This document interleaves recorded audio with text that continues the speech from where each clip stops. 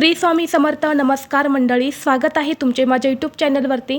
आजचा दिवस तुम्हाला खूप छान सुखाचा आनंदाचा जाऊ हीच मी स्वामींच्या चरणी प्रार्थना करते आणि आज या नवीन व्हिडिओला सुरुवात करते. येत्या 14 जानेवारीला म्हणजेच बुधवारी आलेली आहेत मकर संक्रांत. तर या मकर संक्रांतीच्या सर्वांना खूप खूप शुभेच्छा. मकर संक्रांत हा वर्षातील पहिलाच सण असतो. असे मानले जाते की या मकर संक्रांतीपासून चांगल्या दिवसाची सुरुवात होते आणि या मकर संक्रांतीचं धार्मिक महत्त्व हे तिळाशी जोडलं गेलं आहे. या दिवशी तिळाला अनन्यसाधारण महत्त्व दिले जाते. असे मानले जाते की या दिवशी तिळामुळे शनिदेवास घर आणि आनंदाची प्राप्ती झाली होती. त्या दिवसापासूनच मकर संक्रांतीला सूर्यदेवाची पूजा करण्याचे महत्त्व आहे. मकर संक्रांतीच्या दिवशी तिळाचे दान केल्याने सूर्य आणि शनी हे दोघेही प्रसन्न होतात, कारण तीळ हे सूर्यदेव आणि शनिदेव यांना दोघांनाही प्रिय आहे. आणि म्हणून मकर संक्रांतीच्या दिवशी सकाळी अंघोळ करण्यापासून ते स्वयंपाकापर्यंत सगळीकडे तीळ हे वापरले जातात. या दिवशी देवांना सुद्धा स्नान घालताना तिळाचा वापर केला जातो. सूर्यदेवाला सुद्धा जल अर्पण करताना तीळ हे वापरले जातात. या दिवशी तिळगुळ देऊन गोड गोड बोला असं देखील म्हटलं जातं. आणि योगायोगाने तब्बल 11 वर्षानंतर यंदा मकर संक्रांतीला एकादशीचा योग जुळून आलेला आहे. हा अतिशय दुर्मिळ योगायोग आहे आणि जेव्हा हे शुभयोग एकत्र येतात तेव्हा त्या दिवसाचं धार्मिक महत्त्व हे खूप जास्त वाढतं. आणि म्हणून मकर संक्रांतीला एक अनन्यसाधारण महत्त्व प्राप्त झाल्यामुळे या दिवशी काही प्रभावी उपाय आणि सेवासुद्धा केल्या जातात. आणि म्हणून आज या व्हिडिओमध्ये मी तुम्हाला एक अतिशय प्रभावी असा उपाय सांगणार आहे.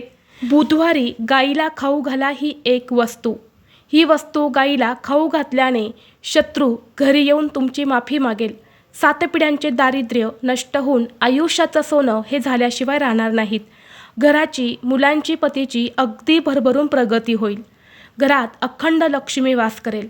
तर अशी कोणती वस्तू आहेत जी तुम्हाला मकर संक्रांतीला गाईला खाऊ घालायची आहेत, कोणत्या वेळेत हा उपाय करायचा आहे, याबद्दलची संपूर्ण माहिती या व्हिडिओमध्ये मी तुमच्यासोबत शेअर करणार आहे.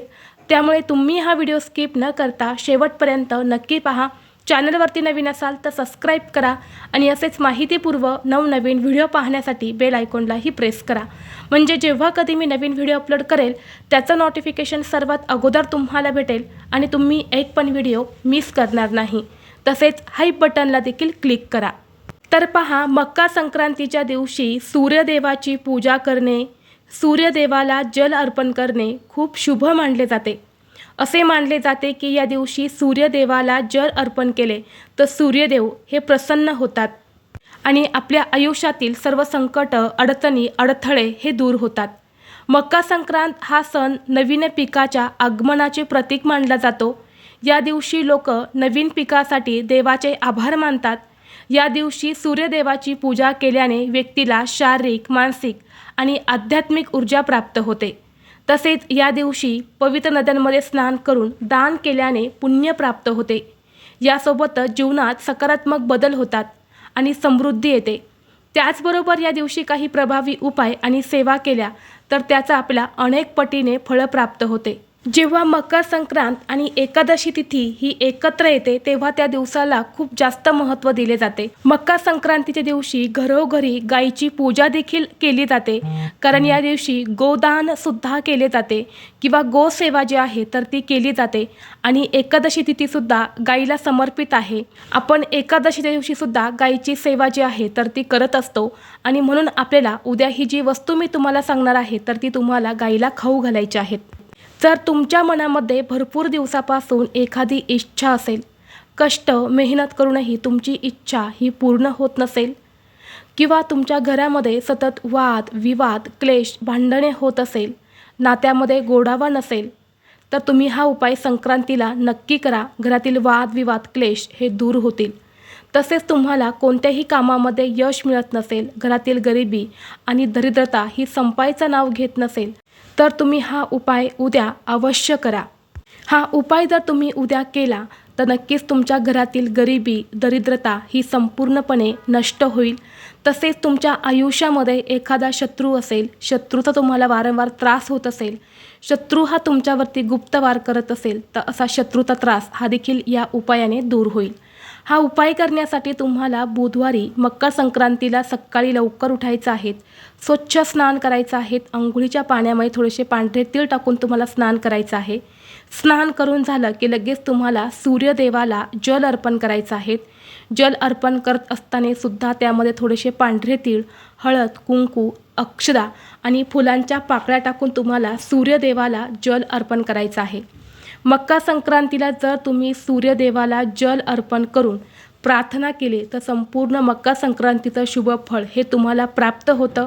इतकं महत्त्व सूर्यदेवाला अर्घ्य देण्याला दिले जाते. म्हणून घरातील एक तरी व्यक्तीने आवर्जून सूर्याला जल अर्पण करायचं आहे आणि जल अर्पण करत असताना ओम गृहिणी सूर्याय नमः या मंत्राचा जप करावा.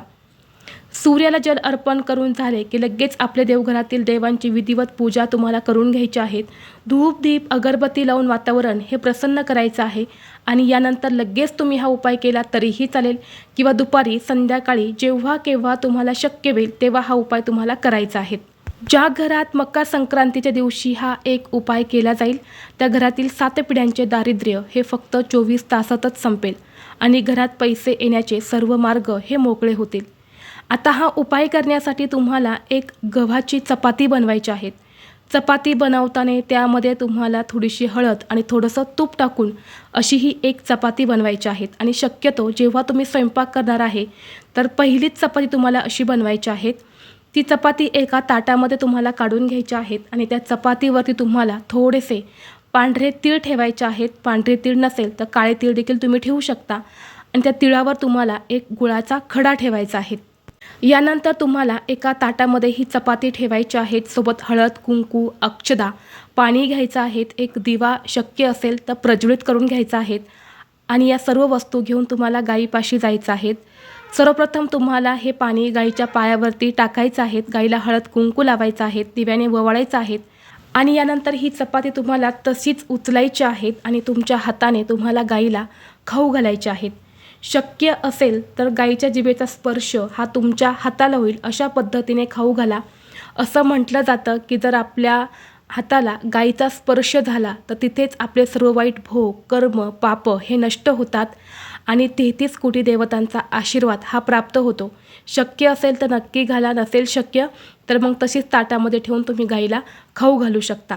यानंतर गाईला 11 प्रदक्षिणा करायच्या आहेत. प्रदक्षिणा करत असताना ओम नमो भगवते वासुदेवाय नमः या मंत्राचा जप करायचा आणि शेवटी तुम्हाला तुमच्या उजव्या हाताचा स्पर्श हा गाईला करायचा आहे आणि तुमची इच्छा ही तुम्हाला व्यक्त करायची आहे. तर अशा पद्धतीने हा एक छोटासा उपाय तुम्हाला बुधवारी मकर संक्रांतीच्या दिवशी करायचा आहे. त्याचबरोबर या मकर संक्रांतीच्या दिवशी बघा षटतिला एकादशीसुद्धा आलेल्या आहेत. षट म्हणजे 6 आणि तिल म्हणजे तीळ. तर या दिवशी 6 प्रकारे तिळाचा वापर आपल्याला करायचा असतो. तर तुम्हाला या दिवशी काय करायचं आहे बघा, अंघोळीच्या पाण्यामध्ये तीळ टाकायचे आहेत. जेवणात तिळाचा वापर करायचा आहे. सूर्यदेवाला जल अर्पण करताना तीळ वापरायचे आहेत. गाईलासुद्धा तीळ, गूळ आणि चपाती खाऊ घालायचे आहेत. त्याचबरोबर बघा या दिवशी इतरांना तिळगुळ देऊन तुम्हाला गोड गोड बोला अशा शुभेच्छा देखील द्यायच्या आहेत आणि शक्य असेल तर घरामध्ये तिळाचा होम तुम्हाला करायचा आहे. म्हणजे या दिवशी बघा 6 प्रकार तुम्हाला तिळाचा वापर जो आहे तर तो करायचा असतो आणि हा योग खूप दुर्मिळ आहे. प्रत्येक वर्षी असा योग जुळून येत नाही, परंतु यंदा संक्रांतीलाच हा योग जुळून आला आहे. त्यामुळे तुम्ही हा उपाय नक्की करा. यामुळे सुद्धा तुमच्या घरात अनेक चांगले सकारात्मक बदल जे आहेत तर ते तुम्हाला जाणवतील. तसेच ज्यांना प्रत्येक महिन्यात येणाऱ्या एकादशीचं व्रत असतं त्यांनी नेहमीप्रमाणे व्रत करायचं आहे. सुगड पूजा करायची आहेत. तसेच देवाला नैवेद्य हा तुम्हाला तिळगुळाचा दाखवायचा आहे आणि तिळगुळ हे सुद्धा तुम्ही प्रसाद म्हणून खाऊ शकता. उपवासामध्ये सुद्धा पांढरे तीळ आणि गूळ जो आहे तर तो खाल्ला जातो. तर त्याचा नैवेद्य तुम्ही दाखवून स्वतः ग्रहण करू शकता. त्याचबरोबर मकर संक्रांतीच्या दिवशी आपल्या पितरांची देखील पूजा केली जाते. हा दिवस आपल्या पितरांना समर्पित असतो. या दिवशी बघा स्वर्गाचे दार जे आहेत तर ते सुद्धा उघडे असतात. त्यामुळे आपल्याला या दिवशी पितरांची सेवासुद्धा आवर्जून करायची आहे. त्यामुळे तुमच्या घरामध्ये पितृस्तोत्राचं पठण करू शकता. दक्षिण दिशेला एक दिवा देखील तुम्हाला लावायचा आहे. त्याचबरोबर तुमच्या घराजवळ पिंपळ वृक्ष असेल तर त्या पिंपळाच्या झाडाखाली तुम्हाला मोहरीच्या तेलाचा दिवा लावायचा आहे. झाडाला जल अर्पण करायचं आहे. त्या झाडाखाली तुम्हाला थोडेसे काळे तीळ अर्पण करायचे आहेत. कारण या पिंपळ वृक्षामध्ये साक्षात आपल्या पितरांचा वास असतो आणि म्हणून या दिवशी पिंपळ वृक्षाची पूजा जी आहे तर ती केली जाते. त्याचबरोबर मकर संक्रांतीच्या दिवशी दानाला खूप जास्त महत्त्व आहे. या दिवशी तुम्ही तुमच्या यथाशक्ती अगदी 1 रुपयाचं का होईना दान तुम्ही नक्की करा. बघा, या दिवशी आपण दान केलं तर त्या दानाचं आपल्याला दुप्पट पटीने फळ जे आहे तर ते प्राप्त होते. आपली सर्व पापं जी आहे तर ती नष्ट होतात, संपत्ती आणि समृद्धीमध्ये वाढ होते.